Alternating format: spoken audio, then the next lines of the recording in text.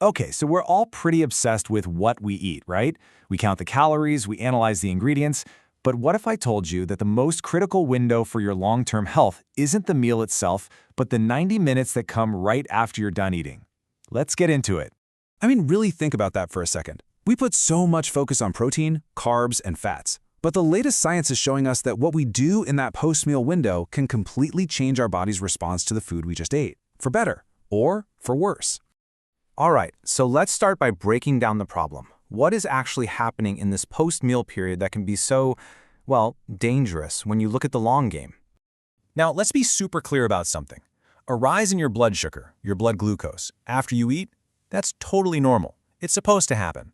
The real problem, the danger that's hiding in plain sight, is the cumulative effect of these spikes happening over and over again, day after day, meal after meal, for years. And look, this isn't some minor issue. This constant pattern of spikes and the high insulin your body pumps out to deal with them creates chronic inflammation. It damages your blood vessels over time. The research is now undeniable. This process is directly tied to some of the biggest chronic diseases out there, everything from heart disease and fatty liver to type 2 diabetes and even several common cancers. So it's easy to look at that glucose spike and point the finger, right? Glucose must be the bad guy. But it's actually not that simple. The real culprit is working silently, behind the scenes. And this is the most important thing to understand. Glucose is just the fuel. The real driver of all this metabolic trouble is the hormone your body releases to manage that fuel, insulin. When your insulin levels are constantly jacked up, meal after meal, that's when the long-term damage really sets in.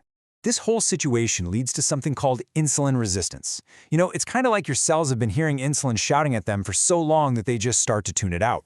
So what does your pancreas do? It has to shout even louder, pumping out more and more insulin just to get the same job done. This is the root cause of so many of our modern health problems. And here's the truly scary part about all this. For maybe a decade, or even longer, your insulin can be creeping higher and higher, causing all this damage, while your standard blood glucose tests at the doctor's office look completely normal. It's only after your pancreas is basically exhausted from all that overwork that your blood sugar finally shoots up. And that's usually when you get a diagnosis. But the damage? It's been happening, silently, for years. Okay, that was the bad news. I know. But the good news is actually fantastic news. The solutions here are incredibly simple, they're accessible to pretty much everyone, and they are completely 100% free. You don't need a gym, you don't need any special equipment. Here you go. It's as simple as this. A nice walk around the block after dinner. Maybe a few sets of bodyweight squats while you're watching TV. Or just timing your daily chores, like doing the dishes or folding laundry for that window right after you eat. You don't have to do all three. Just pick one. Pick the one that you can actually stick with. And this quote just hits the nail on the head, doesn't it? A perfect hardcore workout that you do for 2 weeks and then give up on is basically worthless. But a simple, maybe even imperfect habit that you can stick with for the rest of your life, that is priceless. So you're probably wondering, how can these super simple, gentle movements have such a huge impact? Well, let's get into the science, because honestly, it's so cool. And when you really understand why it works, it becomes so much easier to stick with it. Think of it this way. When you're just sitting on the couch after a meal, you're leaving your pancreas and your insulin to do all the heavy lifting, all the work of clearing sugar from your blood. But when you move, something amazing happens. Your muscles, especially those big ones in your legs, they jump into action and they start pulling that glucose out of your bloodstream all by themselves. And they do this using a secret weapon. It's awesome. When your muscles contract, these little proteins called GU-LUTS4 transporters move up to the surface of the muscle cell, and they create this special doorway, like a VIP entrance, for glucose to come right in. And the best part? It completely bypasses the need for insulin. This is one of the most powerful mechanisms in your body, and it's your key to lowering both your glucose and your insulin.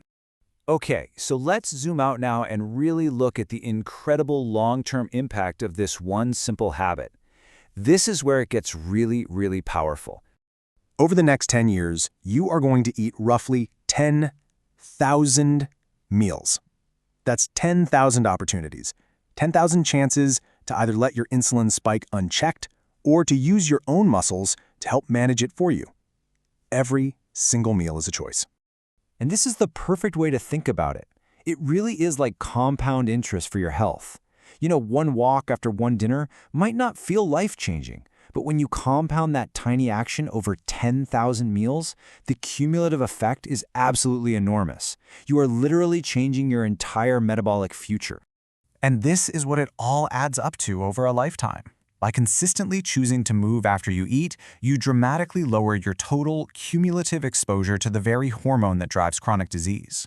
You're not just dodging one bullet, you're fundamentally shifting your entire risk profile for the better.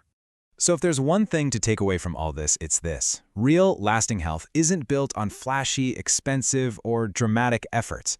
It's built on a foundation of simple, sustainable, and sometimes kind of boring habits that you just repeat thousands and thousands of times. This is one of those habits. After your very next meal today, that 90-minute window is going to open. You now know what's at stake, and you know how incredibly simple the solution is. So the only question left is, what are you going to do?